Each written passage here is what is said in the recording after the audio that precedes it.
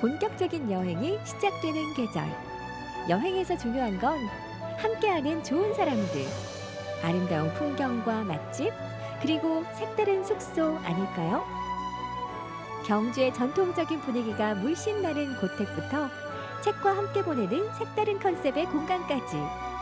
벚꽃 만개할 봄날, 경주에서 보내는 시간을 더 특별하게 만들어줄 이색 숙소를 소개합니다.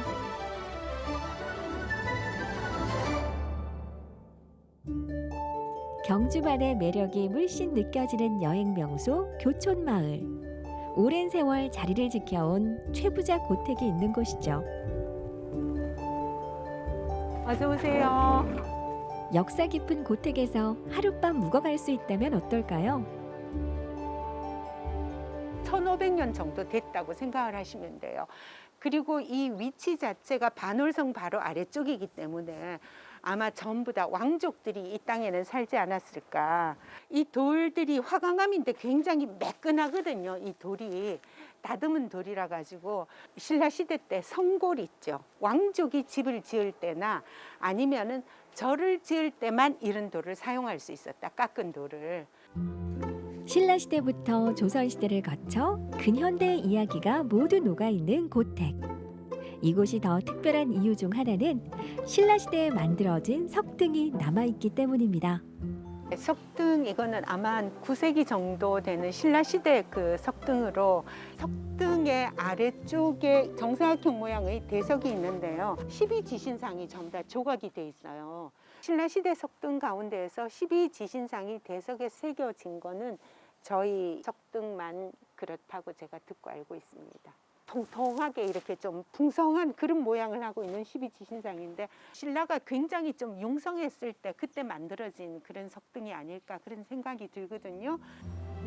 신라시대 석등을 숙소 마당에서 감상한다는 건 경주에서만 누릴 수 있는 특별한 경험이 아닐까요? 고택의 기품은 그대로 살리고 편의시설은 더한 고택 스테이. 그럼 숙소 이전에는 어떤 곳이었을까요? 문화를 사랑하는 사람들의 공간이었어요. 아버님이 살아 계실 때는 경주 일대에 있는 예술을 사랑하고 문화를 사랑하시는 분들이 굉장히 많이 저희 집에서 모임을 하셨다고 그래요. 그래서 또 어머니가 만드시는 법주도 한 잔씩 드시면서 이야기도 많이 나누시고 교류를 하셨는데 아버님 돌아가시고 집을 이제 비워놓고 있다 보니까 집이 자꾸 상해져 가지고 그래서 최근에 좀 묵기를 원하시는 분들도 있고 그래서 저희가 숙소로 지금 사용하고 있습니다. 수백 년의 시간 동안 고택을 오간 수많은 사람들과 이야기들을 고택 마당에 서 있는 오래된 나무들은 모두 알고 있을까요? 이곳은 역사가 있는 고택인 만큼 수백 년 된 나무도 여러 그루 남아 있습니다. 그 중에는 400년 가까이 된 모가나무도 있다고요. 이게 지금 모가나무거든요. 제가 결혼했을 때 우리 아버님이 말씀하셨어요. 한 350년 됐다고. 그러니까 제가 결혼한 지 거의 40년이 다 됐더라고요. 그래서 요새는 누가 물으시면은 거의 400년 가까이 됐습니다. 그렇게 말씀드려요. 저 회양목도 거의 한 200년이 넘고요. 그다음 산수유도 역시 한 200년이 넘고 그다음 이제 오른쪽으로 탱자나무가 있는데 저 탱자나무도 한 200년 정도 됐다고 제가 알고 있습니다. 짧게는 200년, 길게는 400년. 이렇게 오래된 나무에도 아직 열매가 열릴까요? 탱자나무에 탱자하고 모가나무에 모가를 가을 되면은 따가지고 그거 이제 청 담아서 저희 차로 만들고 있습니다. 특히 탱자 같은 경우는 가을이 되면은 노란색으로 보일 정도로 탱자가 많이 달리고 그다음 여기 모가는 해거리를 해서 한 해는 좀 많이 달리고 한 해는 적게 달린다 해도 나무 자체가 워낙 오래되고 큰 나무여서 많이 열리고 있습니다. 400년 된 나무에서 열린 모가로 만든 수제 모가청. 모가와 탱자로 만든 음료는 고택 스테이와 함께 운영되는 카페에서 전통 육아와 함께 언제든 맛볼 수 있습니다. 경주의 유물 유적들과 참 좋은 자연 환경 속에서 편안히 쉬시고 삶의 재충전을 할 수 있는 시간이 됐으면 좋겠습니다. 두 번째로 찾은 경주의 이색 숙소는 관광객들이 많이 찾는 보문단지에 있는데요. 우와, 들어선 순간 어마어마한 책들에 압도되네요. 여기는 숙소가 아니라 만화방 아닌가요? 2만여 권의 재미있는 책이 있는 여행자의 집인데요. 여행을 하시다가 한두 시간씩 쉬어 가실 수 있는 만화 카페와 하루 종일 책 속에서 시간을 보내시고 잠들 수 있는 게스트하우스를 겸하고 있는 곳입니다. 여기도 책, 저기도 책, 저 위에도 책. 가볍게 읽을 수 있는 만화책부터 판타지, 무협소설, 베스트셀러와 순정 만화까지 남녀노소 취향대로 골라볼 수 있는 다양한 책들 중에서 사장님의 추천 도서도 있을까요? 만화로 보는 신라 여행, 역사 여행이라는 책이 있습니다. 재미있게 이현세 작가분께서 소개해 주신 삼국 육사에 대해서 나와 있고 그 경주의 유명 유적지에 대해서는 상세하게 재미있게 설명된 책이 있어서 손님들에게 가볍게 읽을 수 있도록 추천을 해드리고 합니다. 그런데 수많은 책들과 편히 읽을 수 있는 공간이 완벽하게 갖춰진 만화 카페인 건 의심의 여지가 없지만 아니 그래도 게스트하우스인데 잠은 어디서 자나요? 큐브룸이라고 거대한 책장 속에 우리가 들어가서 책 속으로의 여행을 떠날 수 있는 곳, 여행이 멈추지 않고 숙소에서도 계속될 수 있도록 만들어 놓은 것이 북큐브룸입니다. 도미토리 룸은 친구나 가족들이랑 함께 얘기를 나누며 책을 보면서 독립적으로 잠들 수 있는 공간입니다. 오직 예약자만 사용할 수 있는 책장 사이의 아늑한 공간 북큐브룸. 가족 단위 예약이 많은 깔끔한 도미토리룸과 샤워실까지 쾌적하게 마련되어 있어 여느 게스트하우스와 다름없는 편안한 휴식을 제공합니다. 또 예약되지 않은 북큐브룸에서는 다리를 쭉 뻗고 마음껏 책도 읽을 수 있답니다. 여행 다니다가 이제 피곤한 점이 있었는데 이제 여기 와서 책향과 이제 책 넘기는 소리 덕분에 편안하게 이제 잠들 수 있는 여행자 숙소인 것 같아요. 편하게 와서 혼자만의 공간을 가진 것처럼 어릴 때 다락방에서 놀던 기억도 나고 학창 시절 때 봤던 책들을 지금 여기서 찾아서 볼 수 있다는 게 너무 좋은 것 같아요. 혼자 여행을 다니다 보면 숙소에 돌아갔을 때 외롭고 적적해지는 시간이 찾아오기도 하는데요. 여행과 책을 좋아하는 사장님은 바로 그럴 때 다양한 책과 함께 보낼 수 있으면 좋겠다는 생각에서 만화 카페 게스트하우스를 열었다고 합니다. 제가 책과 여행을 좋아하다 보니 그런데 무거워서 많이 보고 싶은 책들을 못 가지고 갔습니다.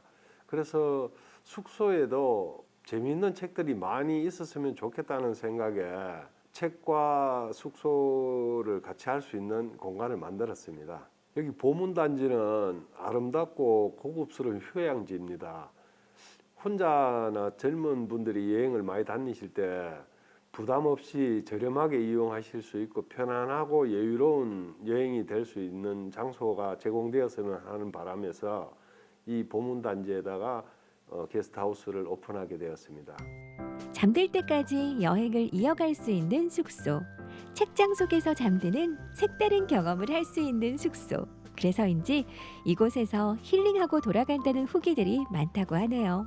대개 여행을 하실 때 어떤 고민거리가 있거나 삶에 지쳐 있었을 때 휴식을 취하고 싶어서 방문하시는 경우가 많은데 저희 공간에 오셔서 그 좋은 휴식이 되고 힐링이 되고 또 새로운 어떤 아이디어도 얻어가시고 큰 도움이 되었다고 말씀하실 때 제가 되게 뿌듯함을 많이 느끼고 있습니다. 진정한 여유와 휴식을 제공하는 경주의 이색 숙소들. 전통의 아름다움을 느껴볼 수 있는 고택부터 책 속으로 빠져들 수 있는 이색 게스트하우스까지. 올봄 경주의 색다른 숙소에서 특별한 추억을 남겨보는 건 어떨까요?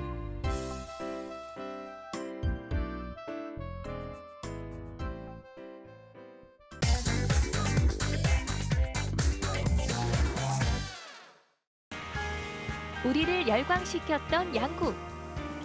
우리나라가 이토록 양궁에 강할 수 있었던 건 역사 깊은 활의 민족이기 때문인데요. 활을 당기면서 당기는 근육 운동도 더 많이 돼서 힘도 체력도 좋아진 것 같고요. 멀리 내다보면서 시야가 넓어지는 게 마음이 좀 편하고 좋았습니다. 관역을 바라보는 집중의 시간 끝에 시원하게 바람을 가르며 날아가는 화살. 몸과 마음의 건강을 챙기며 봄날의 경치까지 즐길 수 있는 전통무예 국궁에 대해 알아볼까요? 즐거운 국궁 생활을 소개합니다.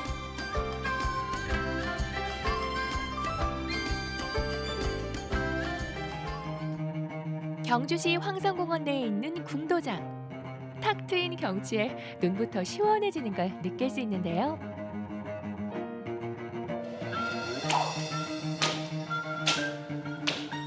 활을 쏘는 경쾌한 소리, 명종인가요? 황성공원 궁도장에선 오늘도 백발백중 명사수를 꿈꾸는 이들의 눈이 빛나고 있는데요. 우리도 함께 배워볼까요?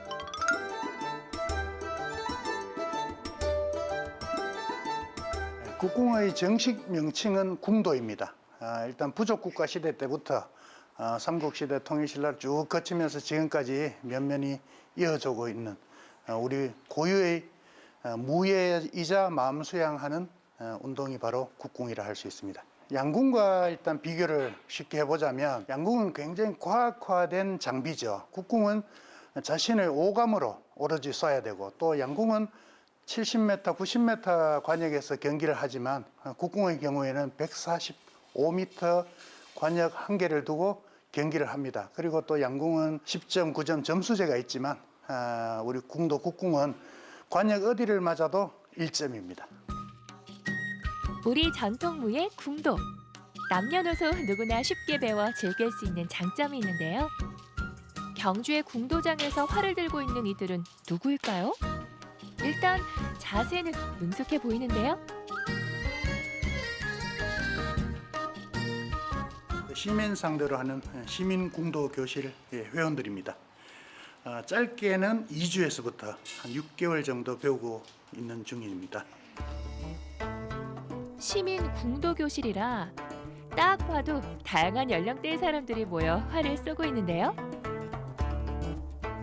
저는 원래 52살 국궁을 시작한 지 2달 반 됐습니다. 저는 49살 국궁을 시작한 지 2주 되는 새내기입니다. 나이는 51살, 국궁을 시작한 지는 2개월 반 됐습니다.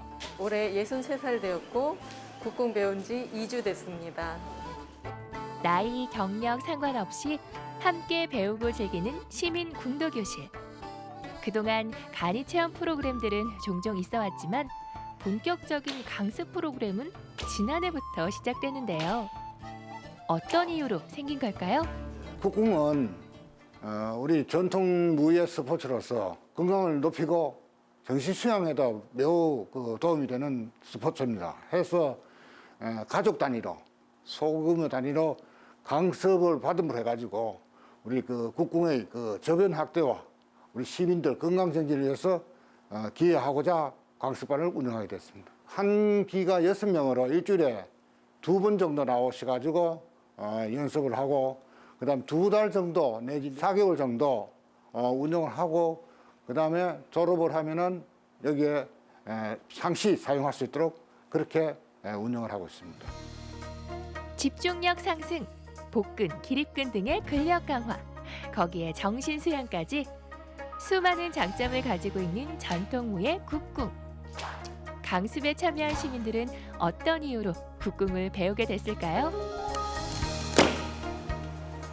활 쏘는 모습을 봤을 때 되게 재밌어 보이고 한번 해보고 싶다고 생각은 늘 하고 있었습니다. 근데 이게 쉽게 접할 수 있는 운동은 아니었거든요. 그래서 이제 체험 프로그램이 있다고 해서 시작을 하게 됐는데 나이가 들면서 몸에 대한 그 느낌을 몸에 대한 느낌을 통해서 마음으로 갈 수 있지 않을까 하는 생각에 어릴 때부터 이 시골 생활을 해서 어릴 때도 활을 만들어서 쏘던 경험이 있었고요. 그래서 직접 한번 배워보고 싶어서 이렇게 시작하게 됐습니다.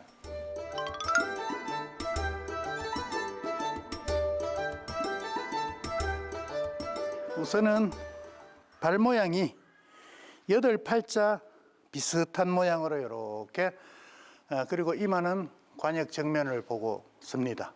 그리고 화살을 뽑아서 같은 깃 색깔이 활쪽으로 오게 이렇게 하고 양군과 다르게 우리는 화살을 오른쪽으로 이렇게 거치를 합니다. 깍지를 이용해서 줄을 당기게 되는데 이 깍지와 검지, 중지를 이용해서 화살을 이렇게 부드럽게 감쌉니다. 관역을 정면으로 바라보고 물 항아리를 하나 인 듯한 모양으로 활을 들어 올립니다. 호랑이 꼬리를 당기듯이 온몸을 펴니다. 이때 화살의 높이는 자신의 어금니에서부터 턱 아래까지 자유롭게 설정을 해주면 되겠습니다.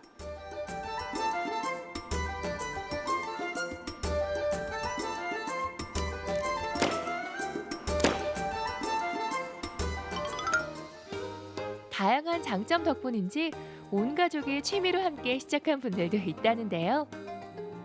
온 가족 궁사에 도전한다. 최연섭 씨 가족을 소개합니다. 안녕하십니까. 저희는 6개월째 국궁을 배우고 있는 가족입니다. 반갑습니다. 중학생, 대학생인 두 아들과 함께 지난해 국궁을 배우기 시작해 가족 모두 꾸준히 궁도장을 찾고 있는데요. 건강과 집중력이 좋아지는 건 기본. 가족들의 화합까지 좋아졌다고 합니다. 저는 아무래도 게임을 너무 많이 해서 대화를 많이 안 했는데 국궁 시작하고는 이제 거의 2시간 정도는 거의 가족들하고 계속 있으면서 대화하고 그래서 이제 좀 대화할 수 있는 시간이 생긴 것 같아요. 가족이 같이 할 수 있는 시간이 있다는 게 첫 번째고 그다음에 결국 서로가 같이 좋아하는 공통 주제가 있으니까 오늘 넌 어땠어? 뭐 잘 맞았어? 자세가 어땠어? 서로 이제 이야기도 하고 뭐 그런 공통 주제가 있다는 게 되게 좋은 것 같습니다. 오직 정확한 자세와 마음가짐으로 관역을 조준하는 국궁. 집중하고 몰입하는 즐거움과 함께 명중했을 때의 짜릿함은 무엇과도 비교할 수 없습니다. 우리 국궁은 멀리 보면서 자연과 함께 즐길 수 있는 그런 운동이라 꼭 권하고 싶고요. 그리고 무엇보다 남녀노소 누구나 평생을 즐기면서 즐겁게 할 수 있는 운동이라 꼭 권하고 싶습니다. 찌뿌듯한 몸을 활짝 펼칠 수 있는 시간. 여러분도 올봄 힘차게 활시위를 당겨보는 건 어떨까요? 봄바람을 가르며 다 함께 쏘세요.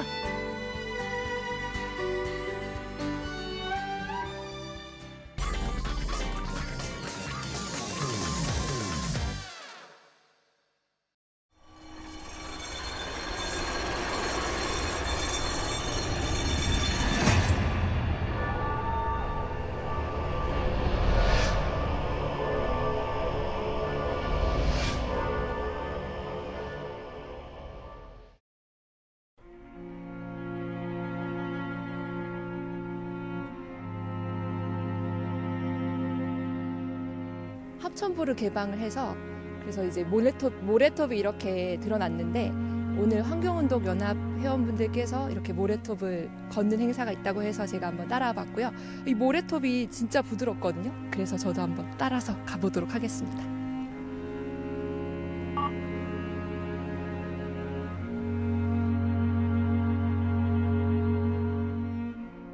낙동강에서 사라지기를 희망하며 예배를 올립니다.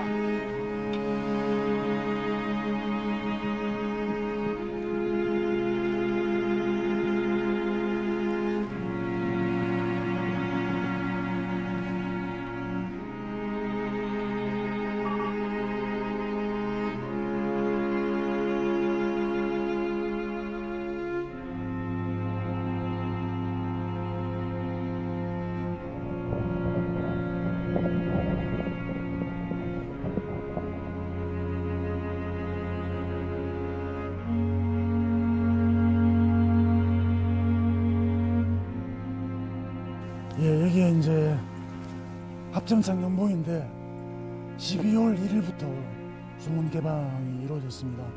그래서 12월 중순경에 수문이 완전히 열렸고요. 그러면서 이제 상류에 물이 수위가 5.7m 정도 수위가 내려가면서 모래톱이 돌아왔고요.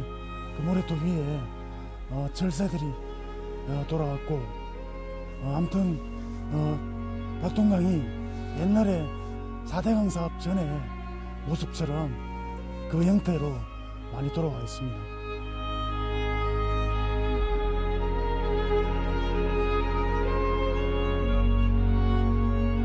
여기서 멀리서 하는 한 컷을 길게 잡으려고 하거든요. 그러면 저희가 이제 뭐 예를 들어서 앞으로 이제 다큐멘터리 영화를 지금 만들려고 하는데 거기 이게 지금 4대강에 16개 보와 1개의 댐이 지어져 가지고 강을 완전히 이제 강이 아니라 호수로 만들어 놓고 있는 거거든요. 그래서 그 부작용이 굉장히 심합니다. 자연스러운 생태를 강이 제대로 된 생태를 유지를 해야 사실은 우리가 이제 기후 위기에서도 모든 생태가 제대로 움직여서 그걸 극복해낼 수가 있는 힘이 생기는데 지금 우리나라는 그 건강한 생태를 완전히 다 막아버리는 이 4대강 사업의 이 잔여물 때문에 어려움을 앞으로 굉장히 많이 겪을 수밖에 없습니다. 계속 이제 날은 뜨거워지고 강물도 뜨거워지고 강에는 그렇게 되면은 계속 이제 어마어마한 녹조가 드글거리게 되고 이제 독성이 어마어마하거든요. 저희들이 최근에 이제 취재한 바에 따르면은 지금 이제 농작물, 이 강물로 농작물에 이제 물을 주기 때문에 농작물에서도 쌀에서도 지금 마이크로시스틴이라는 독성이 나오고 있습니다. 이 상태를 계속 놔두면은 우리 인간의 건강에 치명적으로 해를 입을 수밖에 없고 한국의 생태계가 다 망가지게 되는 거죠.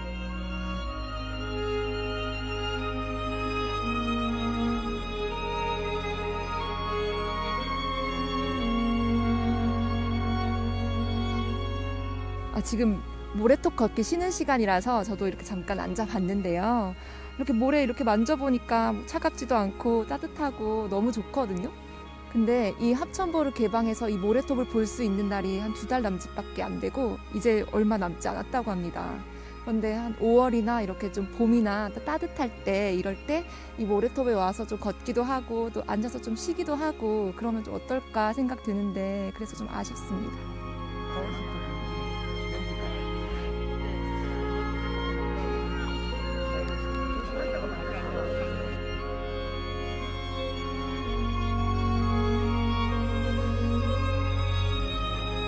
조금 과정에서 이야기하면 명사심리 온 것 같지 않습니까? 가슴이 탁 트이고 강물이 내 가슴 속으로 흘러드는 것 같고 뭔가 이 자연의 흐름 속에 내가 들어와 있는 것 같고 그런 느낌을 받습니다. 그리고 무엇보다도 결국 이거 인간의 오만 때문에 이런 기막힌 일을 벌린 건데 어떤 시인이 그런 얘기를 하더라고요.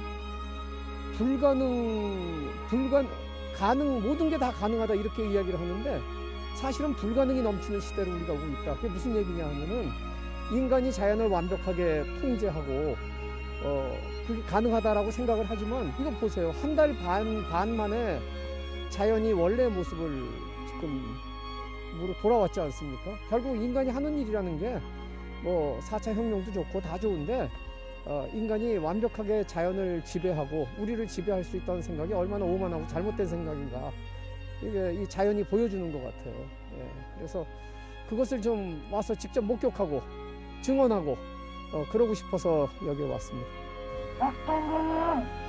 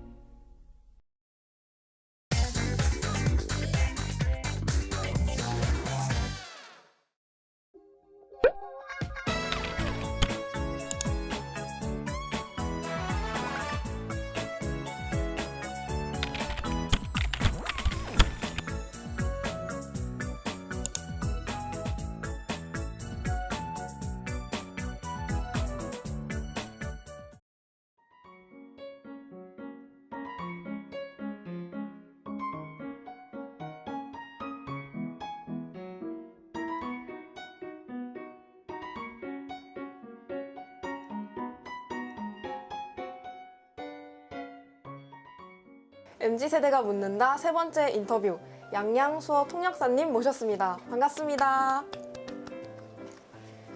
만나서 반갑습니다. 수어 통역사님 만나 뵌다고 해서 제가 수어로 인사를 준비했는데 이게 맞는지 한번 확인해 주실 수 있으신가요? 네. 안녕하세요. 만나서 반갑습니다. 네, 잘하셨습니다. 먼저 자기소개 부탁드립니다. 안녕하세요. 저는 청각장애인 통역사이면서 이차주라고 합니다. 네, 반갑습니다. 만나서 반갑습니다. 저는 수화통역사 김효정이라고 합니다. 김효정이라고 합니다. 네. 반갑습니다. 방송 통역도 다니고 수화 통역도 다니고요. 뭐 뉴스 통역이라든지 뭐 선거 통역이라든지 이런 건 뭐 경찰서, 뭐 법원, 일반 생활 통역도 해드리고 뭐 다방면에서 농인들이 필요하시다고 하는 거를 다 통역을 해드리고 있어요. 수어 통역사가 되기로 결심한 계기가 있으시다면 어떤 걸까요?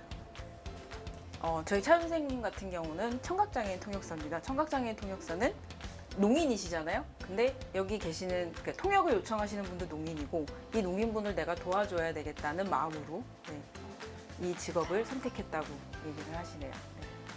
저 같은 경우는 저는 부모님이 농인이세요. 두 분 다. 부모님이 농인이시고 저는 수화를 자연스럽게 습득한 경우에 한 2살, 3살 때부터 수화를 배우기 시작을 했고 농인분들한테 손해가 가지 않았으면 좋겠다고 생각을 해요. 피해가 가지 않았으면 좋겠고 그런 마음을 가지고 일을 하고 있어요.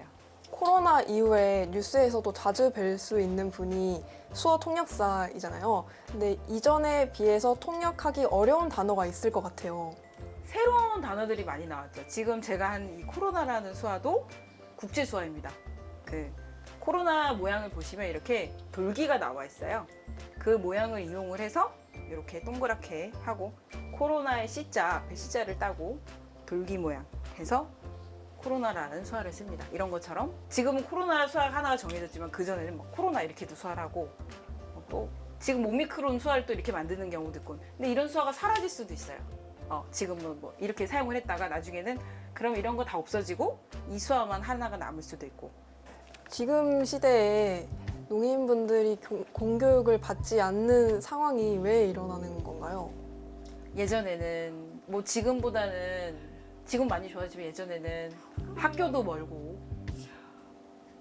그리고 이제 정보력이 없으시니까 어르신들이 그래서 공교육을 받을 기회가 없으신 분들이 많고 그래서 보통 대부분 농사 지으시는 분들도 많고요. 이 동네 특성상 그렇습니다. 현재는 특수학교 중에 청각장애인들만 갈 수 있는 학교가 있어요. 저희는 농학교라고 불러요. 농아인 협회인 것처럼. 근데 학교가 강원도에 딱 하나 있어요. 춘천 개성학교라고. 왜 아직도 농인 학교가 개선되지 못하고 있는 걸까요? 아마 또 장애에 대한 인식이 아직 변하지 않아서 그런 것 같습니다. 네.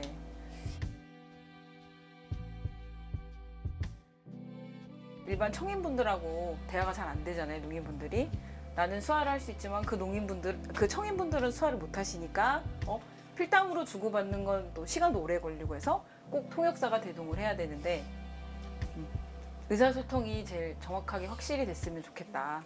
뿌듯하거나 기억에 남는 순간이 있다면 언제인가요? 농인분들이 너무 고맙다라고 얘기해 주실 때 너무 좋습니다. 통역사님 덕분에 뭐 일이 순조롭게 잘 처리가 됐어요. 이런 대답 들을 때가 제일 기분이 좋습니다. 농아인 관객들이 마음 편히 즐길 수 있는 공연들이 이제 좀 많아졌으면 좋겠다고 생각이 드는데 저도 같은 마음입니다.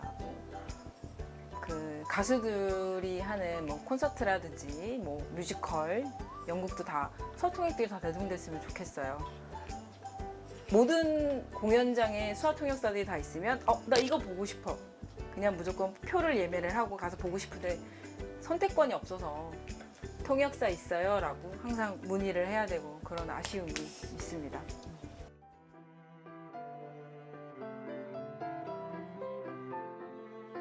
카카오톡이라는 지금 많이 쓰시잖아요. 이거 카카오톡. 이게 키역자거든요. 수화로 키역을 해서 카카오톡 주고받다 해서 요즘 유튜브 많이 보시죠? 네. 네. 유튜브 영어의 Y를 하고 Y라고 하고 이거는 영상이란 수화예요. 그래서 Y의 영상에서 유튜브라고.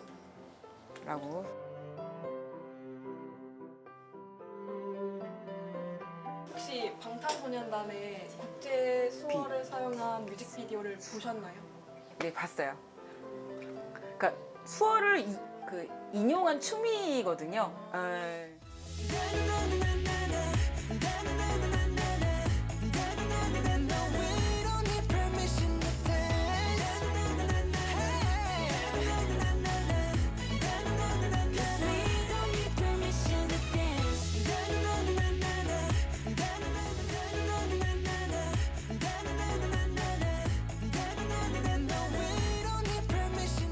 통역사님들께 있어서 수어란 어떤 존재인지, 어떤 의미인지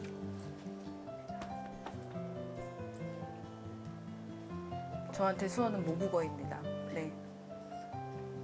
저는 수어가 없으면 대화도 안 되고, 네, 중요합니다. 그러니까 찬수님 입장에서는 한국어인 국어보다는 수어가 더 편하신 분이죠. 네. 오늘 이렇게 인터뷰 해보셨는데 소감이 어떠신지? 이 인터뷰를 기회로 수화통역사와 농인과 또 수화에 대해서 널리 알려줬으면 좋겠어요. 수화가 배우면 어렵다라고 생각하시고 포기하시는 분들이 많으신데 일단 농인분들과 대화를 하고 싶으시면 수화를 배우러 많이 좀 관심 많이 가지셨으면 좋겠어요. 네.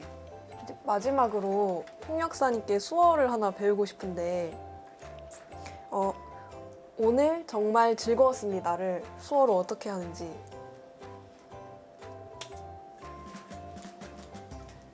오늘 정말 즐거웠습니다. 네네 이렇게 네 오늘 정말 즐거웠습니다.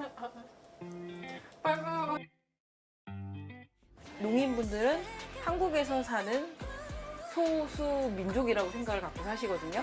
언어가 다르고 그냥 한국 안에서 대한민국 안에서 소수 민족으로 있는 집단이에요. 그러면 저 소수 민족하고 친해지고 어울리려면 그들의 언어인 수화를 배워야 된다 생각해서 그런 마음을 가지고 수화 통역사로 일을 하셔야 돼요.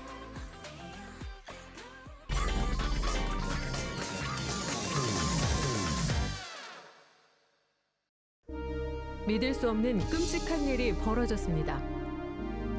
정말 동물을 물건으로도 생각을 못하는 경우죠.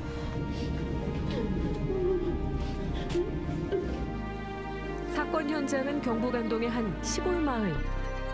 대체 이 작은 마을에서 무슨 일이 벌어진 걸까요? 그날의 이야기를 한번 따라가 봐야겠습니다.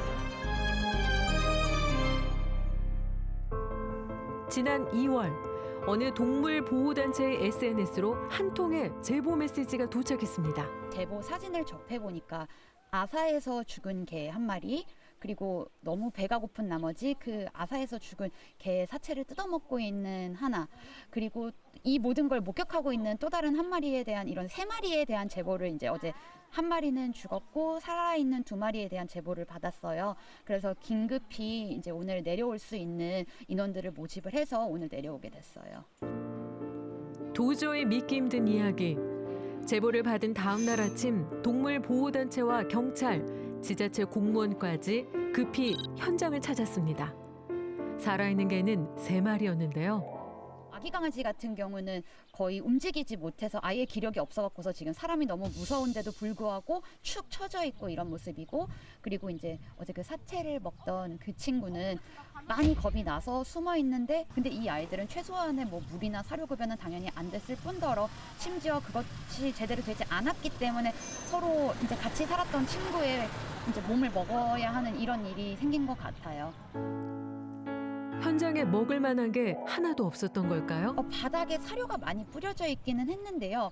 너무 오래된 거여서 그런지 아예 아이들이 먹고 있지 않던 상태였고, 이제 잔반이라고 불리는 그게 아예 이제 죽처럼 돼갖고서 있었는데 그거를 이제 그 아기 강아지가 조금씩 먹고 있더라고요.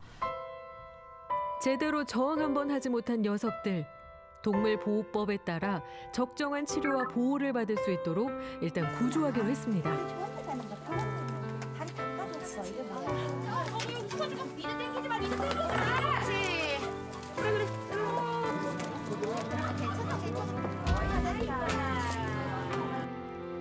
이제는 좀 편해질 수 있을까요?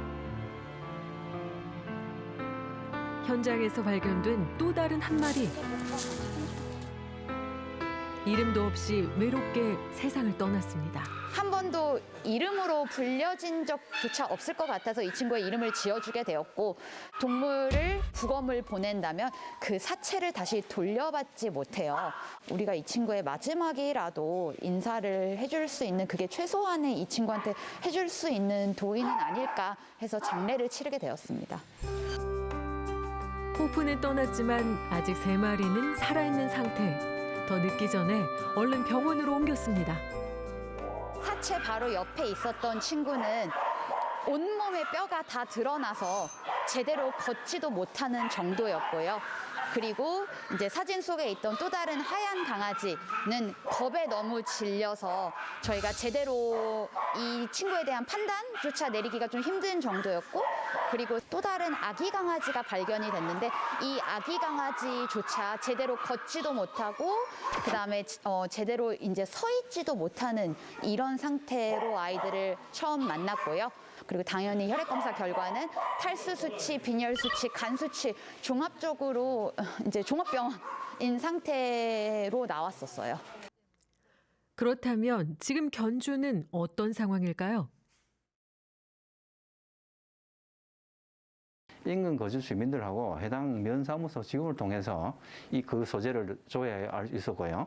견주는 아무런 어떤 소유권에 대한 아무런 의사를 표시하지 않고 있고, 아마도 이게 해당 동물의 치료 비용도 상당하게 나왔고요. 그래서 아마 개의 소유권을 포기한 걸로 추정은 됩니다. 동물 유기와 학대 사건이 늘어나면서 작년 2월 동물보호법도 강화됐는데요. 만약 학대한 사람이 처벌을 받게 된다면 그 수위는 어느 정도일까요? 동물을 사망하게 하는 경우는 3년 이하의 징역 또는 3천만 원 이하의 벌금에 해당되고요. 사육 환경 관리의 의무를 위반했을 때는 2년 이하의 징역 또는 2천만 원 이하의 벌금에 처해집니다. 또한 동물을 유기하는 경우에도 300만 원 이하의 벌금이 부과되는 강력한 처벌을 받게 됩니다. 처벌을 위해서는 신고가 필수. 학대 현장을 목격하거나 관련 영상을 봤을 때 어떻게 하면 좋을지도 궁금합니다. 먼저 경찰서에 고발 조치함과 동시에 우리 시청에도 사건을 접수하셔야 되거든요. 이 사건이 접수되면 먼저 신속히 현장에 출동하여서 이 학대 여부를 조사하고 동물 학대 위반 사항과 증거를 수집하게 됩니다. 그런 다음에 혹시라도 피해 현장에 남아 있을 수 있는 피학대 동물이 있다면 그 소유자로부터 그 동물을 구조하여서 필요한 치료와 보호를 받을 수 있도록 긴급 구호 조치를 진행하게 됩니다. 동물 학대를 막기 위해서 시민들은 적극적인 신고를 하면 되는데요. 관할 지자체는 어떤 노력을 할 수 있을까요?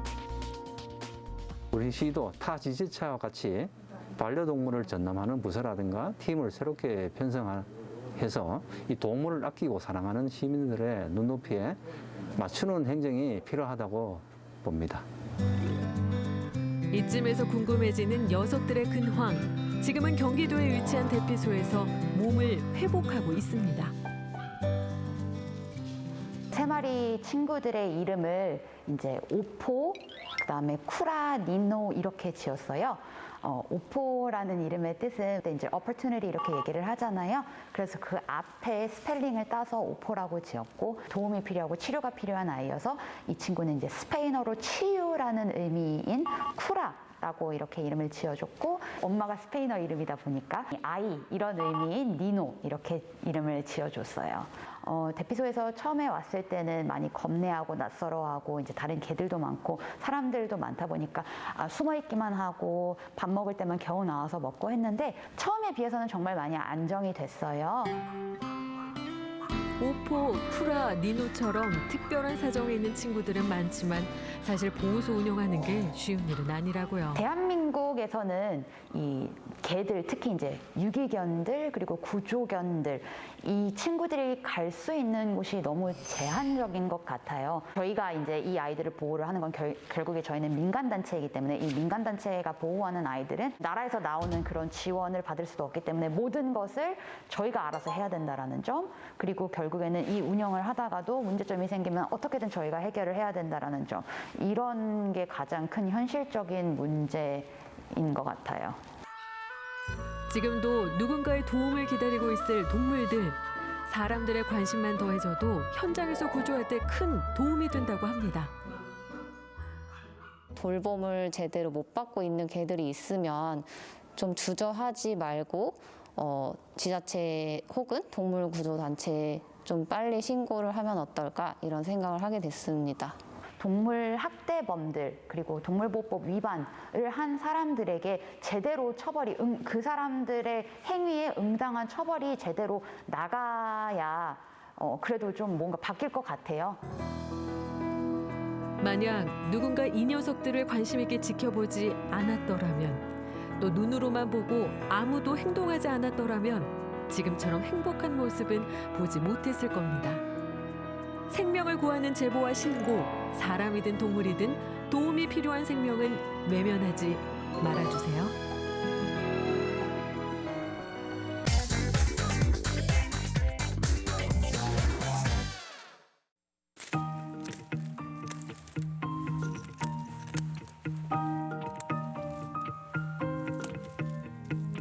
전북 고창군 미동마을에 사는 김명국 시인.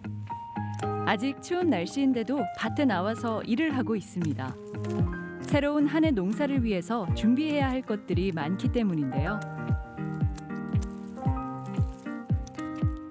선생님 안녕하세요. 지금 이렇게 추운 겨울인데도 작업을 하실 게 있나 봐요. 이게 원래 동계 전정을 해줘야 되거든요. 1년에 2번. 겨울에 한 번 하고요. 복분자 순 다음에 새순 올라오고 한 5월, 6월 사이에 그때 한 번 해주고 딱 2번 하거든요. 네. 근데 그 작업이 첫 번째 작업이 지금 이 작업이에요. 겨울에. 지금 좀 바빠 보이시기는 하지만 예. 선생님 얼마 전 나온 시집에 관한 이야기도 함께 나눠봐야 되잖아요. 예. 네, 그 이야기는 우리 댁으로 가서 한번 나눠보도록 할까요? 예, 그렇게 하겠습니다. 농사를 지으며 시를 쓰는 김명국 시인은 2014년 베트남 처갓집 방문이라는 첫 시집을 펴냈습니다. 그리고 작년에 두 번째 시집을 세상에 내놓았죠. 보니까 작년에 좀 기분 좋은 일이 많이 있으셨더라고요. 네, 뭐 시집도 나오고 또 상도 받으셨다고요? 예, 그렇습니다. 저 배불뚝이 항아리 사내가 사는 우리 동네라는 시집을 냈습니다. 그리고 연말에 여기 전북 작가회의에서 주관하는 상을 주셨는데요. 네. 제가 작품상을 타게 됐습니다. 와, 축하드립니다. 네, 그 작품상을 수상하게 된 게 이 시집인가요? 예, 맞습니다. 네. 배불뚝이 항아리 사내가 사는 우리 동네. 그런데 들어보니까 시집을 내기 전까지 상당히 오랜 기간 동안 글을 쓰지 않으셨다면서요? 시집을 제가 98년도에 등단을 했거든요. 네. 근데 등단 이후에 한 3년 정도는 제가 글을 못 썼어요. 네. 여러 가지 이유로. 일단은 글이 크게 제 살아가는 데 도움이 안 되는 것 같은 생각을 많이 했어요.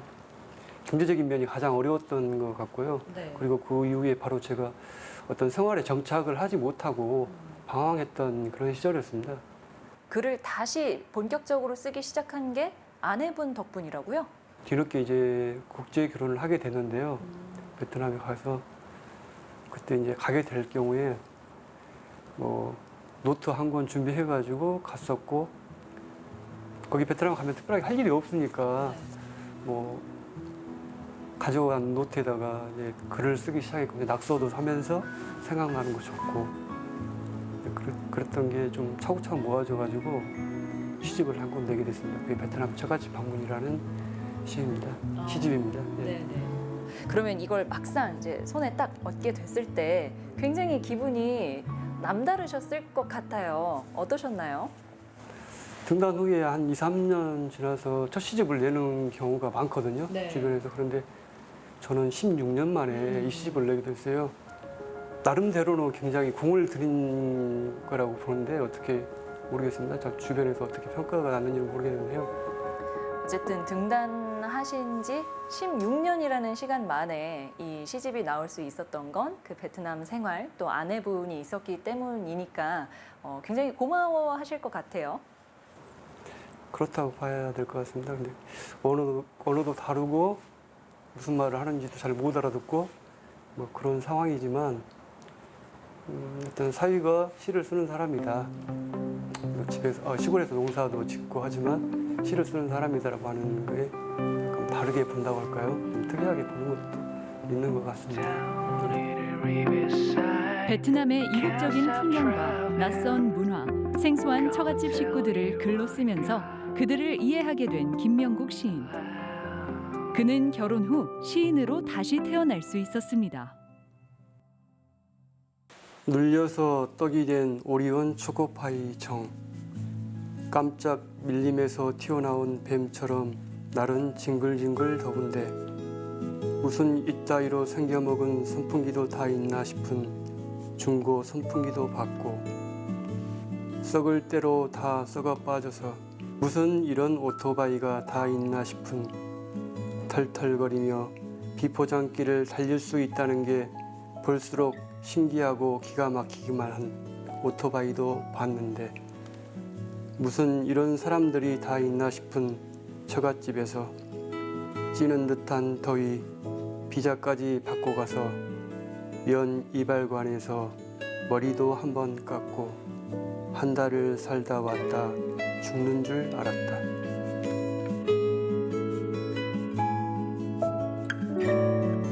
김명국 시인은 결혼 뒤 국제 결혼과 다문화 과정에 대한 생각도 바뀌었습니다. 그리고 그들을 바라보는 따뜻한 시선을 시에 담아내기 시작했습니다. 이 방송을 보고 있는 다문화 가정 분들에게 전하고 싶은 이야기가 있으실까요? 다문화 가족이라고 해서 뭐 특별하게 다른 것은 없는 것 같고요. 일반 가정이나 별 차이가 없다는 것은 생각이 들고요. 다문화 가족이 농사도 지으신 분도 있고 뭐 도시에서 이렇게 생활하시는 분도 계신데 하시는 일들이 다 잘 되고 그다음에 애들이 건강하고 가정이 잘 화합해 나갔으면 하는 바람입니다. 예. 네, 이제 첫 번째 시집 이후에 얼마 지나지 않아서 두 번째 시집도 내시고 작년에는 뭐 작품상도 받으시고 좋은 일이 연이어서 벌어지고 있는 것 같은데요. 앞으로는 어떤 글을 쓰고 싶으신지도 궁금합니다. 이런 생각을 했습니다. 낭만주의자보다는 리얼리스트가 되자. 음풍농어라는 그런 게 아니라요.